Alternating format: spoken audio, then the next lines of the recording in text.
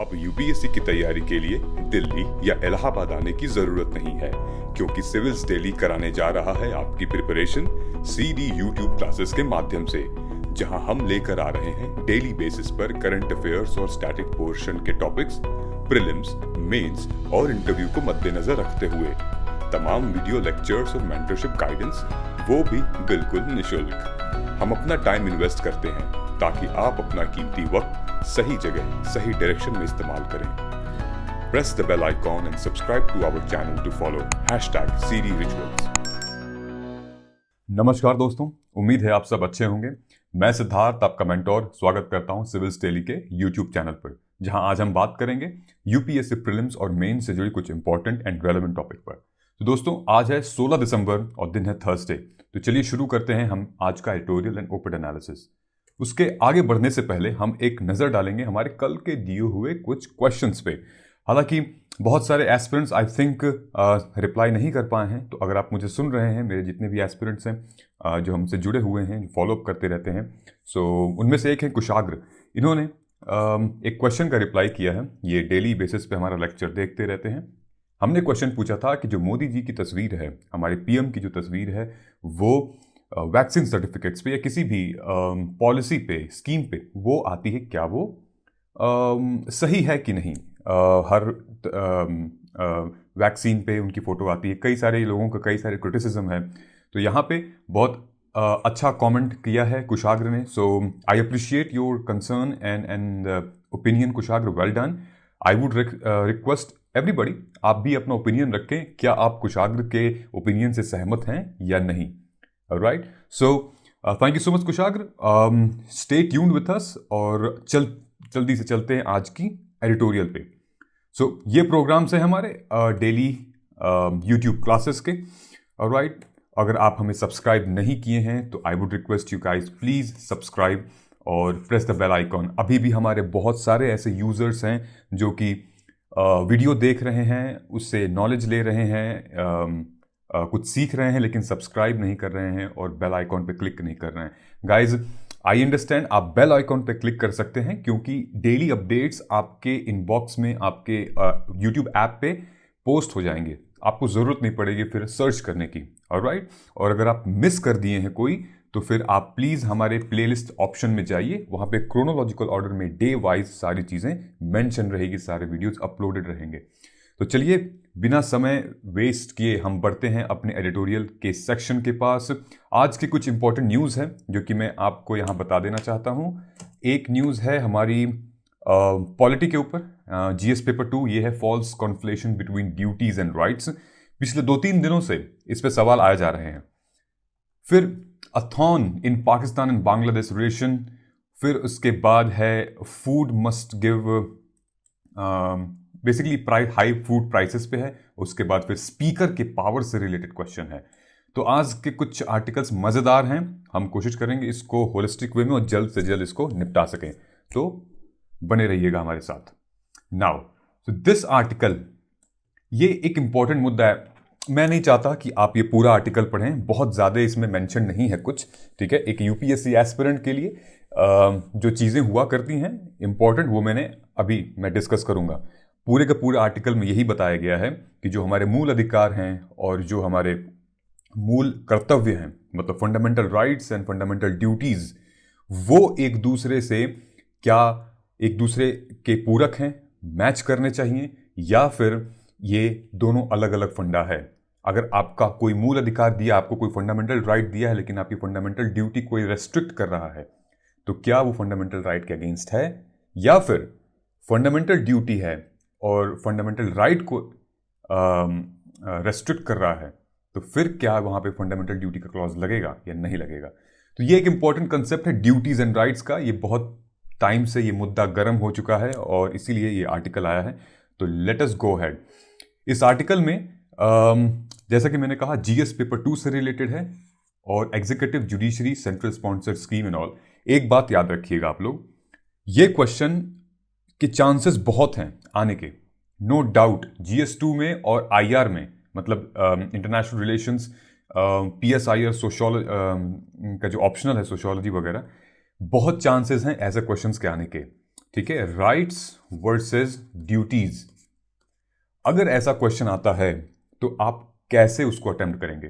ठीक है, सबसे पहले तो हम इंट्रो करेंगे अपना कि राइट्स और ड्यूटीज होते क्या हैं, कौन से पार्ट में आते हैं, कौन सा आर्टिकल है ये एक बेसिक इंफॉर्मेशन जो आई थिंक क्लास 9-10 के बच्चे भी शुरू करते हैं सिविक्स में पढ़ना। ठीक है, पॉलिटी सिविक्स में पढ़ना।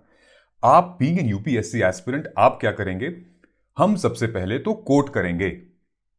कोई भी, जरूरी नहीं कि आप बी आर अम्बेडकर सर का एग्जाम्पल आप लीजिए, आप ले सकते हैं रिसेंट लॉ मिनिस्टर जैसे कि किरण रिजिजू साहब हैं, या फिर मिनिस्टर ऑफ कल्चर किरण रेड्डी साहब हैं, या फिर नरेंद्र मोदी जी हैं।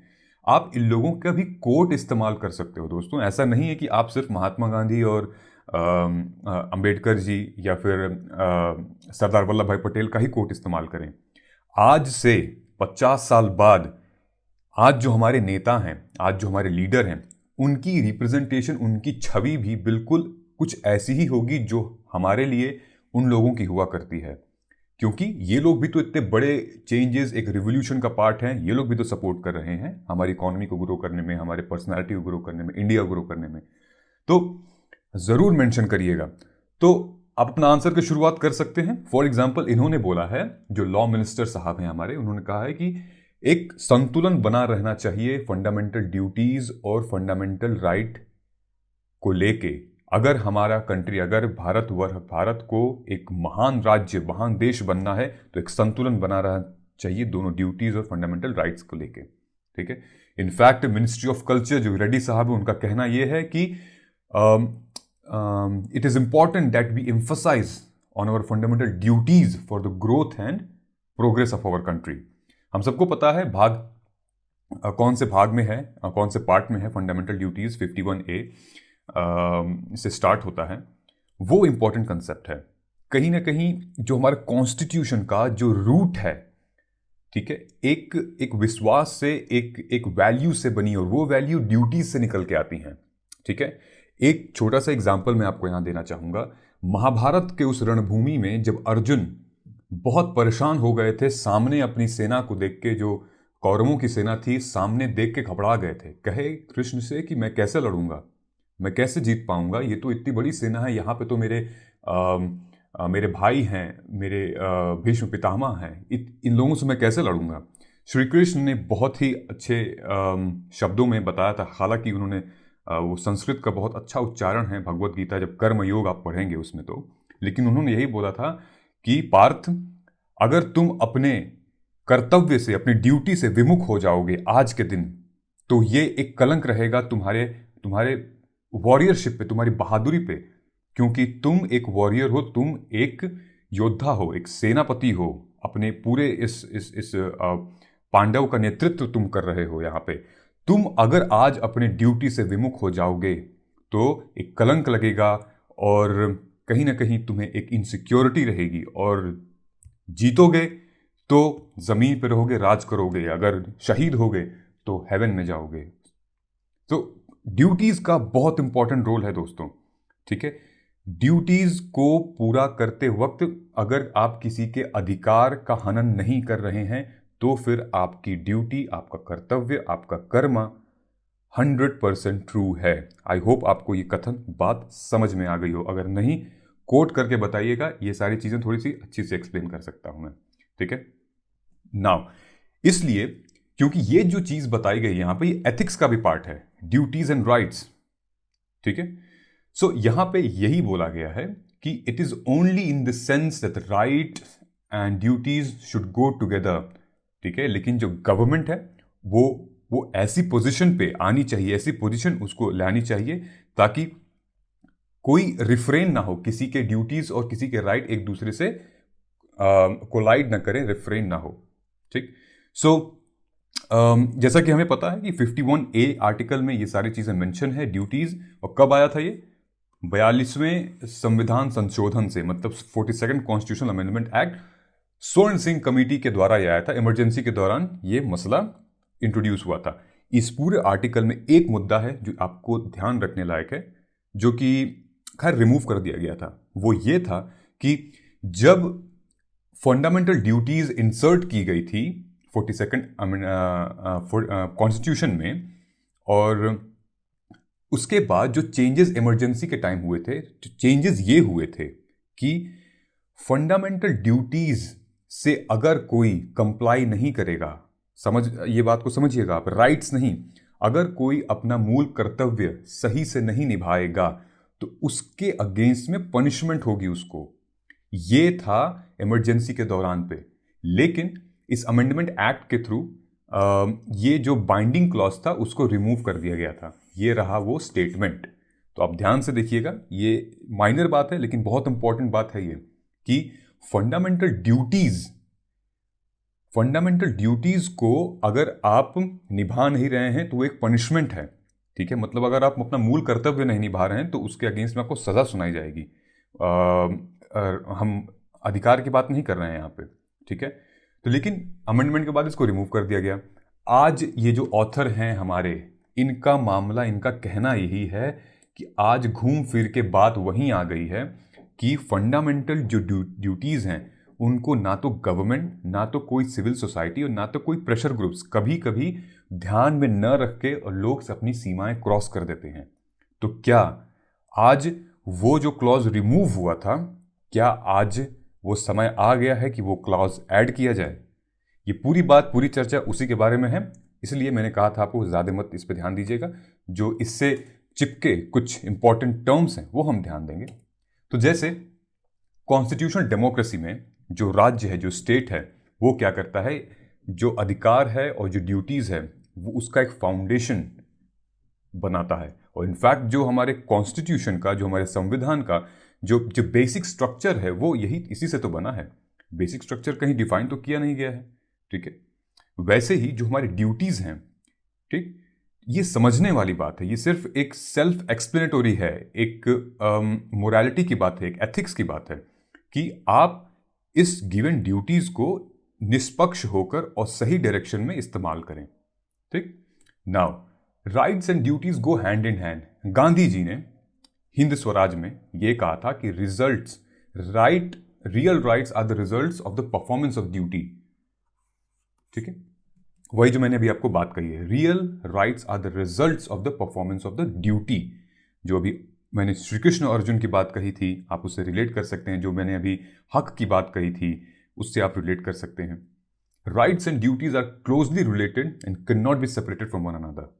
ठीक है, एवरी राइट, चाहे वो कोई भी करस्पॉन्डिंग ड्यूटी हो, जो राज्य है, वो स्टेट है, उसको एनफोर्स करना चाहिए, उसको एनकरेज करना चाहिए सिटीजन्स को यूज करने के लिए, ना कि हक अधिकार देके और किसी की ड्यूटी छीन लेना।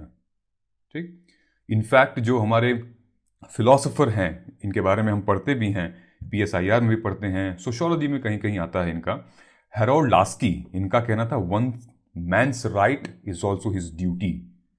ठीक है, फॉर एग्जाम्पल, अगर कोई स्टेट आपको राइट टू लाइफ, अगर इंडिया है राइट टू लाइफ अपने सिटीजन को दे रहा है, तो कहीं ना कहीं वो ये भी बता रहा है कि कहीं ना कहीं ये भी बता रहा है कि right to life to danger, मतलब कि अगर आप स्टेट किसी भी व्यक्ति को जीने का अधिकार दे रहा है, अगर आपके पास जीने का अधिकार है, तो इसका मतलब ये भी है कि आप किसी के जीने के अधिकार को छीन नहीं सकते हैं। ठीक है, या फिर आप किसी के जीने के अधिकार की आलोचना नहीं कर सकते हैं। ठीक है, क्रिटिसाइज नहीं कर सकते हैं, रेस्पेक्ट करेंगे आप दूसरे की। ठीक है, ये आपकी ड्यूटी हो गई। ओके, आपको अधिकार तो मिल गया, आपको राइट तो मिल गया, right to life, right to expression, लेकिन आप उस राइट को, आपकी ड्यूटी बनती है कि आप दूसरे के राइट को, दूसरे के एक्सप्रेशन को आप हिंडर नहीं करेंगे, आप रोकेंगे नहीं। और आप देख सकते हैं किसी भी केसेस में, फॉर एग्जाम्पल अगर हमारा फार्म्स लॉ था, या फिर CAA-NRC था, या फिर जितने भी मूवमेंट्स होते हैं, प्रोटेस्ट्स होते हैं, उसमें यही होता है, अधिकार है उनके पास, लेकिन उनकी जो मूल ड्यूटीज हैं उनको रोक दी जाती है। ठीक, इस मामलों में कुछ चीजें सामने निकल के आती हैं, वो होती हैं कंसेप्ट। जो अधिकार है उसका कंसेप्ट क्या है? जो अधिकार है इंडिया के सिस्टम में, उसका 2 प्रिंसिपल सामने आते हैं, एक anti dehumanisation and anti hierarchy. Anti dehumanisation क्या होता है दोस्तों? एंटी डीह्यूमनाइजेशन आप रिलेट कर सकते हो ब्रिटिश के टाइम पे, कोलोनियलिज्म पे। ठीक है, जब कॉलोनियलिज्म था तो जो ब्रिटिश का साम्राज्य था, इंडियंस को कहीं ना कहीं वो बहुत नीचा दिखाने की कोशिश करते थे, ठीक है। उन्होंने तो ये भी डिक्लेयर कर दिया था कि there are some group of people, they are called criminal tribes.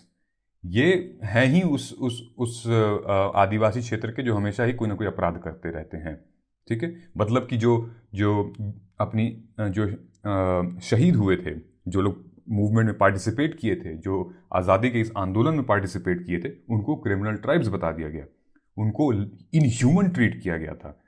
इन चीज़ों से बचने के लिए जो भी कैपिटलिस्ट लोग होते हैं, जिनके पास पूंजी होती है, जो बहुत पावरफुल होते हैं, उन चीज़ों से बचने के लिए, उसको रिमूव करने के लिए ये अधिकार का मामला, किस्सा और कंसेप्ट सामने आया, ताकि ऐसा मामला फिर कभी ना हो। Everybody should be treated equal, ठीक।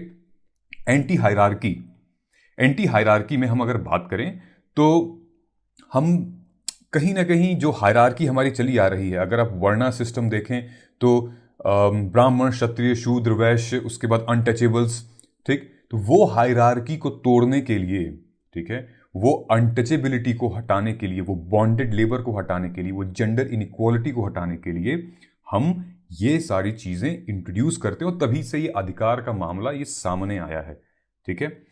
तो ये कुछ इंपॉर्टेंट कंसेप्ट है, लेकिन क्या इसका ये मतलब है कि ड्यूटीज इंपॉर्टेंट नहीं है? ऐसा नहीं है, ठीक है। ड्यूटीज, जैसा कि मैंने पहले कहा कि अधिकार को ध्यान में रखते हुए, राइट्स को ध्यान में रखते हुए, ड्यूटी का, कर्तव्य का निर्वहन करना बहुत जरूरी है इन अ पॉजिटिव मैनर। अगर हम इंडिया की बात करें तो इंडिया में चलता है ड्यू प्रोसेस ऑफ लॉ, ठीक है। इंडिया में चलता है due process of law, US में चलता है प्रोसीजर एस्टेब्लिश्ड बाय लॉ। दोनों में बहुत फर्क है। अगर आपने इस बारे में पढ़ा होगा तो मुझे बहुत खुशी होगी ये जान के कि आपको ये पता है। ये बात बहुत ही इंपॉर्टेंट कंसेप्ट है ये जुडिशरी का। तो इंडिया क्या करता है, अपने सिटीजन्स को कंप्लाई कराता है ड्यू प्रोसेस ऑफ लॉ। इसका मतलब यही होता है कि that no person shall be deprived of life, liberty and property except कोई भी मामले विवाद चल रहे हैं उनके, ठीक है। तो ये कुछ इंपॉर्टेंट कंसेप्ट है। इससे related B are Ambedkar ji को हम यहां याद करना चाहते हैं। बी आर अम्बेडकर साहब ने यही कहा था संविधान सभा के सामने जब कॉन्स्टिट्यूशन हमारा बन रहा था कि भाई साहब कि जो ड्यूटीज हैं उनको इंटरप्रेट करना स्टेट का काम है, ठीक है। और जो ड्यूटीज हैं खास की जिनके पास पावर है वो उसका गलत इस्तेमाल ना करें। वो उसका इस्तेमाल इसलिए करें ताकि लोगों में एक ह्यूमैनिटी पैदा हो, डिग्निटी, इक्वालिटी, फ्रीडम जो कि हमारे कॉन्स्टिट्यूशन में प्रॉमिस किया गया है वो पैदा हो, ठीक है। किसी को एक्सप्लॉइट करने के लिए आप अपने पावर्स को डेफिनेटली यूज ना करें, ठीक है। तो ये एक ये था। ये आप पूरा डाउनलोड भी कर सकते हैं दोस्तों, जो नीचे समन्वय फॉर्म का लिंक दिया हूं मैं, उसमें आप क्लिक करें, फॉर्म खोलिए, फिल करिए, एक लिंक आएगा। प्लीज उस लिंक को सेव करना दोस्त।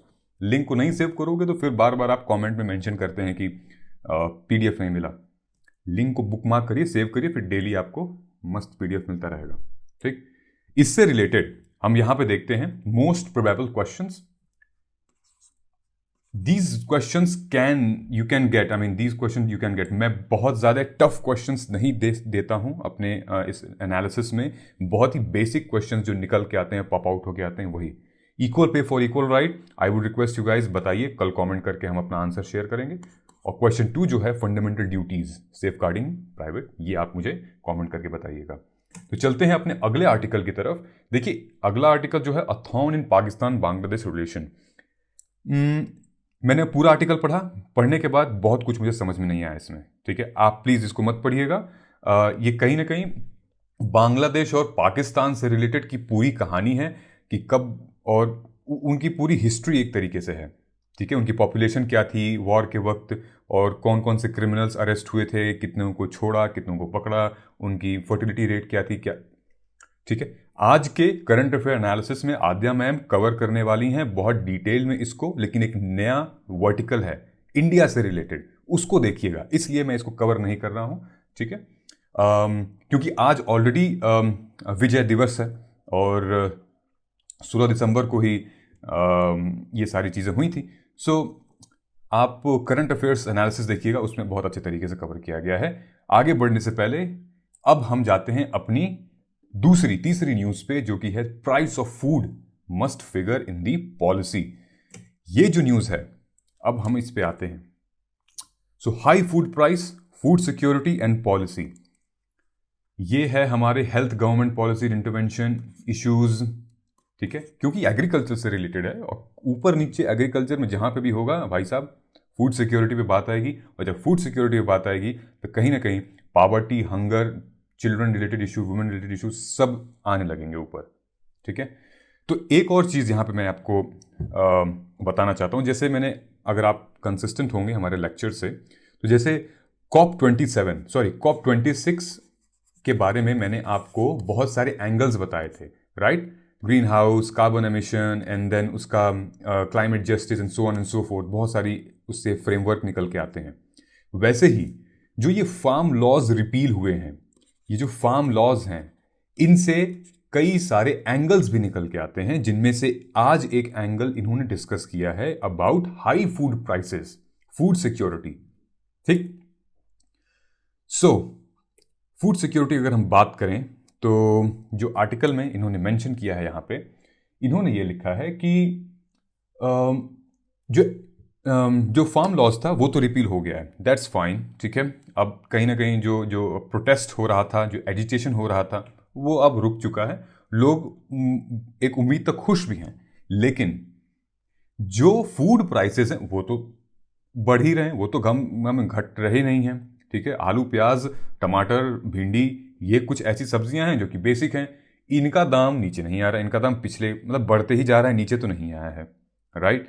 तो इनफैक्ट जो एसेंशियल गुड्स हैं, इनफैक्ट जो एमएसपी वाले भी रेट हैं, वो भी बाहर के मार्केटों में बहुत ज़्यादा बिक रहे हैं। तो इनका ये कहना है कि आप सब लोग इन चीज़ों पे ध्यान दे रहे हो, लेकिन इस फूड प्राइसेस पे ध्यान नहीं दे रहे हो, ये जो कि बहुत इंपॉर्टेंट सेगमेंट है। यही हुआ था, फूड प्राइसेस के दाम बढ़ गए थे, तभी तो फिर इन्फ्लेशन आ जाता है। उसके बाद फिर आगे की चीज़ें, फर्टिलाइजर वगैरह, बहुत सारी चीज़ें, इसके रेपरकशंस हैं, कॉन्सिक्वेंसेज हैं, जो कि निकलने लगते हैं, सामने आने लगते हैं, ठीक है। सो इन्होंने ये लिखा है कि successive governments have instead showed the minimum support price they have offered to the farmers, and मतलब कि हर सरकार एक दो टर्म्स याद कर लेती है, एक एमएसपी, एक पीडीएफ, एमएसपी, पीडीएफ, बस इन्हीं पे उनका मुद्दा केंद्रित रहता है, या फिर जो लोग हैं, जो जनता है। लेकिन दोस्तों इंपॉर्टेंट बात यहाँ पे ये है कि जो फूड प्राइसेस है वो तो बढ़ ही रहे हैं, ठीक है। Minimum support prices of course farmers, लेकिन कहीं ना कहीं उनकी और भी जो नॉन एसेंशियल्स चीज़ें हैं उनके दाम तो बढ़ रहे हैं ना, ठीक। So let us come here, यहाँ पे मेंशन है कि what has left unsaid was that a higher price of food increases poverty। अब ये सोशल इश्यूज पे जा रहा है मुद्दा, स्पेशली जो राइस और वीट है, जो कि पीडीएस के थ्रू सप्लाई किया जाता है, और ये एक बहुत बड़ा मुद्दा है जो हमारे इंडियन हाउस होल्ड है उसके एक्सपेंडिचर का, ठीक है। तो पॉवर्टी की तरफ ये इशारा जा रहा है, मतलब इकोनॉमिक इनसिक्योरिटी की तरफ ये इशारा जा रहा है, मतलब that the higher price can trigger economic insecurity for the individuals widely understood, but it is not immediately apparent in the economic ratification, ठीक है। For household high price of food crowds out expenditure on other items, ठीक है। क्योंकि अभी हमने discuss किया था कुछ दिन पहले कि आउट ऑफ पॉकेट एक्सपेंडिचर जो कि सबसे ज़्यादा हमारे हेल्थ सेक्टर में जाता है, हेल्थ के बाद फिर एडुकेशन में जाता है, उसके बाद फिर फूड पे जाता है, ठीक। तो ये दोनों तो है ही जायज़, लेकिन फूड भी तो है।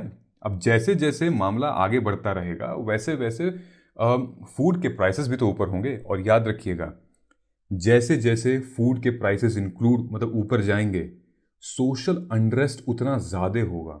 और ये यहाँ की न्यूज़ भी कहती है और यूएस की न्यूज़ भी कहती है कि जैसे जैसे ये agriculture yields, agriculture produce market के प्राइस, फूड प्राइसेस बढ़ेंगे, सोशल अनरेस्ट, सामाजिक जो संतुलन वो बिगड़ेगा, ठीक है। नेक्स्ट लाइन यहाँ पे कहती है कि more interestingly we find that countries with higher per capita income have lower share of food consumption, ठीक है। यूएस की बात ले लें, यूएस का पर कैपिटा इनकम बहुत हाई है, यूरोप का बहुत हाई है, लेकिन उनका जो एक्सपेंडिचर है फूड के ऊपर वो बहुत कम है, ठीक है। क्यों? क्योंकि यहाँ पे हम एक थियरी को समझे में आगे चल के, ठीक है, जो हमारे इकोनॉमिस्ट हुआ करते थे, डेविड रिकार्डो साहब की अंडरस्टैंडिंग थी कि food gets cheaper grown in non agriculture economy. Food gets cheaper grown in non agriculture economy, मतलब कि अगर हम इसको डायरेक्ट लें तो अफ्रीका एक नॉन एग्रीकल्चर इकोनॉमी है, ठीक है। यूरोप एक टाइम पे थी लेकिन अब स्टेबल हो गई है, तो वहां पे फूड चीपर हो सकता है, वहां पे लेबर भी चीपर होगा, ठीक है। मुद्दा यहां पे आएगा ट्रांसपोर्टेशन का। इसलिए ज्यादा से ज्यादा कंट्रीज जैसे China, India, US, even Europe भी अब अपना फोकस वहां पे शिफ्ट कर रही है कि वहां पे एग्रीकल्चर सिस्टम सेटअप किया जाए। इनफैक्ट चाइना ने तो काम शुरू भी कर दिया है, इतने सारे इन्वेस्टमेंट भी कर दिए हैं वहां पे, ठीक है। और वहां पे फिर क्रॉप को डेवलप किया जाए, फिर वहां से ट्रांसपोर्ट किया जाए, ताकि जो ग्रोन मतलब वहां पे चीप होगा सारी चीजें, ठीक, फिर वहां से ले आके फिर वो हर जगह पे इंपोर्ट करेंगे। सो मुद्दे पे आते हैं। कंसर्न्स क्या हैं दोस्तों इसके? The relative stability in serial prices and enhanced prices of pulses most likely to distort spending and consumption decisions, ये हमने बात कर ली है। Stable food, protein diet, food security, ठीक है। ऑफ कोर्स जब आपके पास हाई फूड सिक्योरिटी होगी, हाई फूड प्राइसेस होंगे, तो खाने के लिए उतना पैसा तो रहेगा नहीं। और इनफैक्ट जो एग्रीकल्चर लोग हैं, जो फार्मर्स लोग हैं, वो फिर उनको भी तो दिक्कत होगी कि उनका अनाज बिकेगा ही नहीं मार्केट में, कोई खरीदेगा ही नहीं, ठीक है। तो फिर जो अनाज में जो न्यूट्रिशन वाले जो क्रॉप्स हैं उनमें दिक्कत आ जाएगी, वो लोग उगाएंगे ही नहीं, वो बिकेगा ही नहीं। और जो हमारे चिल्ड्रंस हैं और जो लैक्टेटिंग मदर हैं, जो प्रेग्नेंट मदर हैं, उन लोगों को अच्छी डाइट नहीं मिल पाएगी, क्योंकि वो अनाज बहुत महंगा है और वो अफोर्ड नहीं कर पाएंगे। तो पूरी एक चेन, एक क्रोनोलॉजिकल ऑर्डर में ये सारी चीज़ें हैं। एक फ्लो चार्ट अब बना सकते हैं इस चीज़ का। आप समझ रहे हैं कैसे आपको आंसर लिखना है यहाँ पे, ठीक है। सो यहाँ पे दिखाया है directly proportional. The high food prices is directly proportional relative to poor and marginalized population to access ऐसी चीज़ें को। जितने भी गरीब और मार्जिनलाइज पॉपुलेशन है वो बेचारों सबसे पहले अफेक्ट होंगे, ठीक है। न्यूट्रिएंट फूड, रिच फूड वाले, ठीक है, मिलेट्स वगैरह हो गए ये। Now proportion of such food in the diets grown and replaced by nutrition and calorie dense, ये तो कोई दिक्कत नहीं, it will ये हमने बात कर ली है ऑलरेडी। वुमेन एंड चिल्ड्रन को जो ऑलरेडी इफेक्ट पड़ेगा। जैसे हमने नेशनल फैमिली हेल्थ सर्वे में देखा था कि जो उस कैटेगरी में 4 कैटेगरी आती थी, स्टंटिंग, वेस्टिंग, अंडरवेट, ठीक है, मोर्टेलिटी। ये बच्चे जो है कहीं ना कहीं यार प्रॉपर न्यूट्रिशन नहीं मिल रहा है, तभी तो ऐसा मामला हो रहा है। जो औरतें हैं, जो लैक्टेटिंग मदर है, प्रेग्नेंट मदर है, उनके साथ ऐसा हो रहा है, ठीक। सही से पालन पोषण नहीं हो पा रहा है, इसलिए पोषण स्कीम भी आई थी। The study also criticized the amendment of the Essential Commodity Act, which deregulate cereal, edible oils and oilseed pulses, onions and potatoes. ये ही मुद्दा है कहीं ना कहीं फार्म्स बिल में भी उछल रहा था कि भाई ये जो न्यूट्रिशन वाली चीज़ें हैं इनको आप एसेंशियल कमोडिटीज एक्ट से क्यों हटाया आपने? मतलब कि ये तो ज़रूरतमंद चीज़ें हैं ना, गरीब तो यही खरीद के खाएंगे तभी तो उनका न्यूट्रिशन बढ़ेगा। लेकिन कौन समझाए?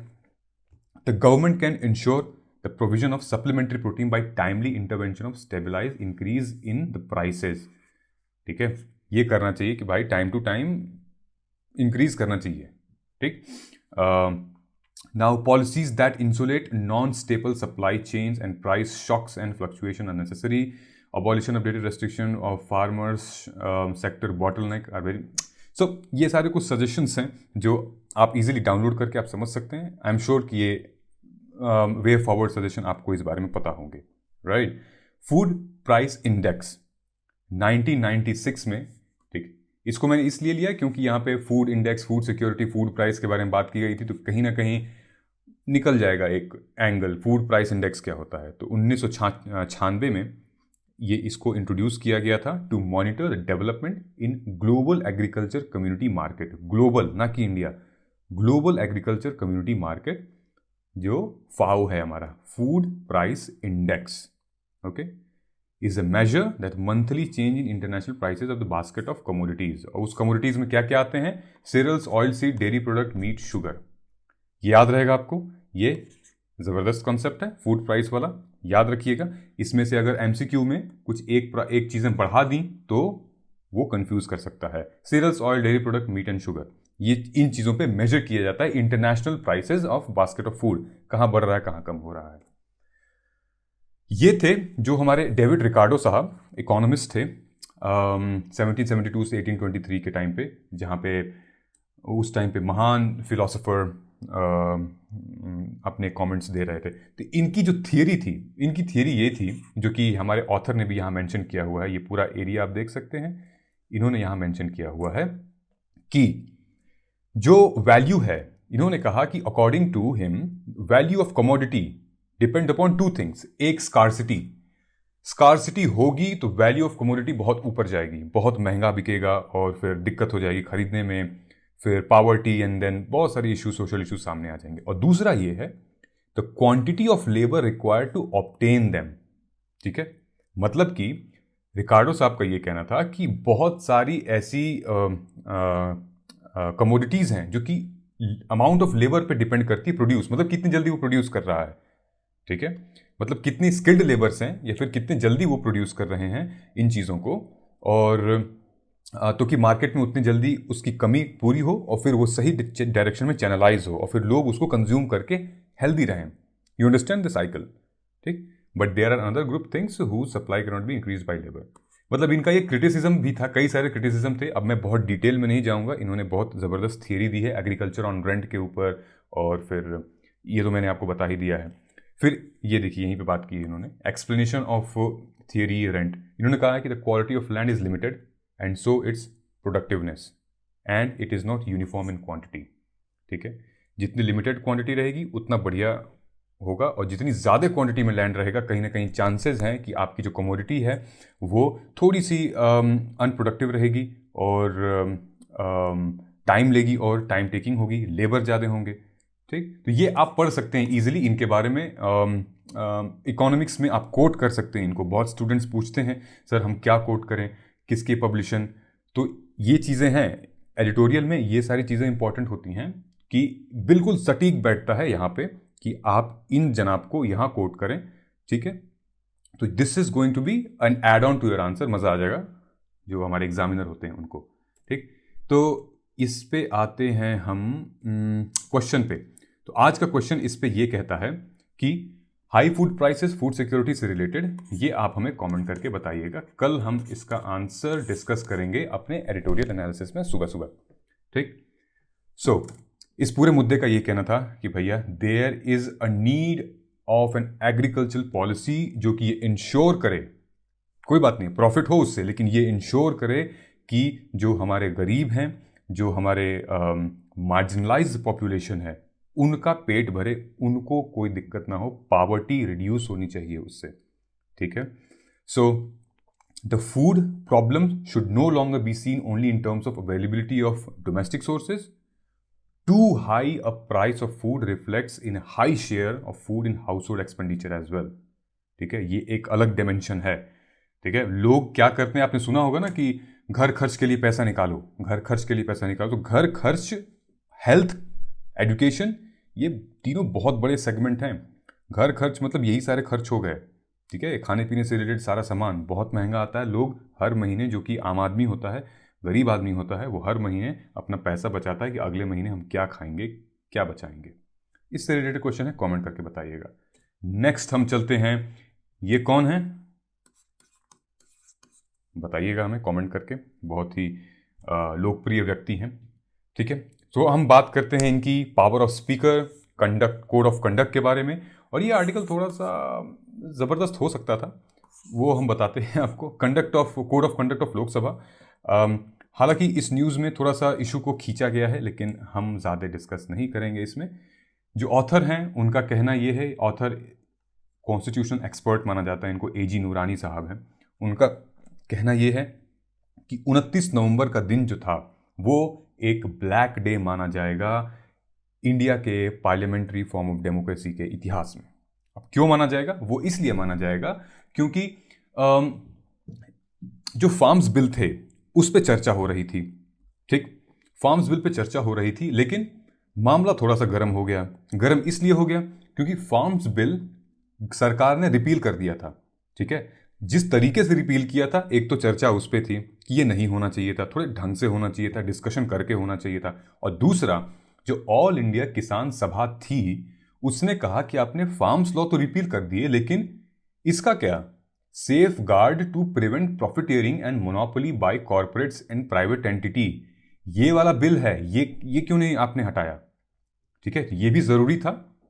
इसी मुद्दे पे मामला थोड़ा सा गर्म हो गया और जो हमारे स्पीकर साहब थे उन्होंने कहा कि, क्योंकि स्पीकर को हमारे पास राइट है, राइट, अभी हम डिस्कस करेंगे उसके बारे में।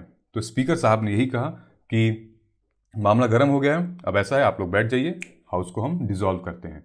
ये पूरा मामला उसी के बारे में था कि स्पीकर की क्या पावर होती है और फिर क्या ये डिसीजन रैशनल था, क्या रैशनल नहीं था, उसके बारे में हम यहाँ डिस्कस करेंगे, ठीक। तो the speaker conducts, power of speaker के बारे में हम डिस्कस करेंगे, ठीक है। ये बहुत ब्रॉड रोल है स्पीकर का, और ये ऑलरेडी हम ये कुछ ऐसे टॉपिक्स हैं जो कि हम बिल्कुल ही शुरुआती दौर में पढ़ते हैं अपने पॉलिटी में, राइट। स्पीकर की पावर क्या होती है, प्रेसिडेंट की पावर क्या होती है, फिर सिविक्स में पढ़ते हैं हम, और बेसिक चीज़ें, ये पावर, डिस्क्रिशनरी, उससे रिलेटेड। लेकिन जब कोई इशू आपके सामने आए ना, तो इन चीज़ों की इंपॉर्टेंस बढ़ जाती है, ठीक है। तो आप गोइंग फॉरवर्ड इसको कोट कर सकते हैं अपने आंसर में। अगर आपको क्वेश्चन आता है कोड ऑफ कंडक्ट या पावर ऑफ स्पीकर से रिलेटेड, तो आप ये जो अभी मुद्दा हुआ था लोकसभा में स्पीकर के साथ और अन्य ऑपोजिशन पार्टी के साथ, आप ये कोट कर सकते हैं ये चीज़ें, ठीक है। यही होता है आंसर राइटिंग का जो अंदाज है, एक मज़ा तभी आता है, ठीक। स्पीकर की क्या पावर होती है, कंडक्ट्स बिजनेस इन लोकसभा, ठीक है, ensure discipline decorum among members, ठीक है, except for the no confidence motion all other motion which come before the house come only after the speaker permits them, ठीक है। ये कुछ है जो हम ऑलरेडी पढ़ चुके हैं। The speaker also decides granting recognition of the leader of the opposing party in the Lok Sabha, ठीक है। स्पीकर एक तरीके का कहते हैं कि स्पीकर को 6वीं रैंक दी गई है, मतलब जो इंडिया की रैंकिंग पोजीशन है, prime minister, president, council of minister, 6वीं रैंकिंग बहुत बड़ी पोजीशन है, ठीक है। ये जो मॉडल है ना हमारा स्पीकर का, वो एक वेस्टमिंस्टर मॉडल है, मतलब कि जो इंग्लैंड में जो मॉडल चलता है वही मॉडल को हमने अडॉप्ट किया हुआ है। बहुत बड़ी रिस्पॉन्सिबिलिटी होती है, पूरे हाउस के पूरे लोकसभा का नेतृत्व करता है, ठीक है। मतलब कि जो पंडित जवाहरलाल नेहरू थे, उन्होंने कहा था कि जो स्पीकर है वो, जो हाउस है वो पूरा इंडिया रिप्रेजेंट करता है, और जो स्पीकर है वो लीडर, उस हाउस का लीडर होता है, वो रिप्रेजेंट करता है, उसको मैनेज करता है, उसको एडमिनिस्टर करता है, अकाउंटेबिलिटी उसके पास होती है। तो बहुत बड़ा स्टेटमेंट है कि वो पूरा हाउस जो है वो इंडिया रिप्रेजेंट करता है, मतलब कि जितने मेंबर्स हैं, of course member of parliament, और जो स्पीकर हैं वो रिप्रेजेंट करते हैं एक लीडर जो ड्राइव करता है वो पूरा। तो बहुत इंपॉर्टेंट स्टेटमेंट जवाहरलाल नेहरू जी ने कहा था। तो ये था कुछ इंपॉर्टेंस ऑफ स्पीकर, क्या है इंपॉर्टेंट। इससे रिलेटेड मैं सोचा कि कुछ पुरानी बातों को खोला जाए, पुरानी बातों को ये खोला जाए। अच्छा, एक और चीज़ थी इसमें कि स्पीकर जो थे, ये वही मामला था कि speaker can disqualify a member of parliament from the house on a ground of defection, ठीक है, जो कि 10th शेड्यूल में अपने आर्टिकल में लिखा है। अगर मामला ज़्यादा गर्म हो गया, कोई उनकी बात नहीं मान रहा है, पेपर फेंक रहे हैं लोग, हल्ला कर रहे हैं, तो संसद की कार्रवाई स्थगित की जाती है, समन की मतलब कि रोक दिया जाता है। उस दिन कार्रवाई नहीं होगी, अगले दिन होगी या फिर डेट डिसाइड होगा। कोड ऑफ कंडक्ट के बारे में यहां पे डिस्कस करते हैं हम। The first ethics committee in Lok Sabha was constituted इन 2000, इसीलिए मैंने यहां पे GS4 का लिखा है, एथिक्स में आएगा इसका। The report of ethic committee क्या थी ये जो बेसिकली है, जो rules of procedure and conduct of business है ना, rules of procedure and conduct of business of Lok Sabha, इसको अमेंड करने के लिए एथिकल कमिटी बैठाई गई थी, ठीक है। क्योंकि लोकसभा एक ऐसी जगह है जहां पे लोग अपनी अपनी बातें रखते हैं, अपने विचार रखते हैं, सहमत और असहमति दोनों व्यक्त करते हैं। उस समय पे क्या होता है कि कहीं ना कहीं वो देशभक्ति जाग जाती है, कहीं ना कहीं आपकी ईगो भी उछल उठता है, और कहीं आपकी जो पैशन होता है, आपका जज्बा होता है काम करने का, वो भी तो कोलाइड कर जाते हैं एक दूसरे से। मैनेज करना थोड़ा सा मुश्किल होता है। तो एक एथिकल बातें सामने आती हैं कि भैया दूसरों को मौका दो, और फिर दैट्स वाई ये एथिक्स वाला मामला सामने आता है यहाँ पे, ठीक। तो rules of procedure and conduct of business को अमेंड करने के लिए एथिकल कमेटी बैठाई गई थी और इसको रिपोर्ट को बैठाया गया था, ठीक है। इस रिपोर्ट को मतलब ये रिपोर्ट पब्लिश होने वाली थी 2015 में, लेकिन नहीं हुई। Rules committee of the Lok Sabha tabled इतना, ठीक है, इस तारीख को ये टेबल मतलब प्रस्तुत की गई थी।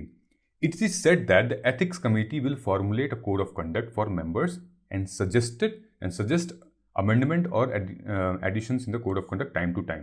ये वही बेसिक स्ट्रक्चर वाली बात है कि कहीं है नहीं, लेकिन वो एक एथिकल ग्राउंड है, एक वैल्यू, एक मोरलिटी है, ठीक है, जो कि समय समय पे बताया जाएगा based on the real time scenarios. ये वही चीज़ है, ये एथिकल कमेटी है जो कि समय समय पे code of conduct of members of parliament वो उनको बताती रहेगी टाइम टू टाइम पे कि भाई ये चीज़ ऐड करो, ये चीज़ हटाओ, ठीक है।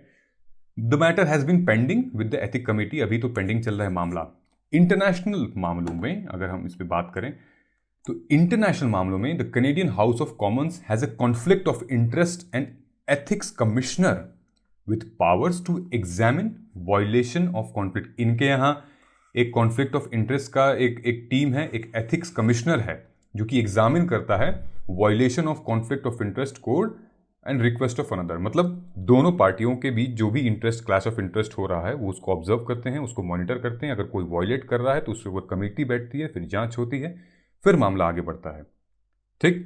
जर्मनी में वैसे ही कोड ऑफ कंडक्ट ये 72 में हो गया था एस्टैब्लिश, यूएसए में 68 में हो गया था, लेकिन हमारे यहाँ कब हुआ ये 2000 में। मतलब कि 2000 में एक कमेटी बैठाई गई थी, एथिक्स कमेटी इन लोकसभा, ठीक।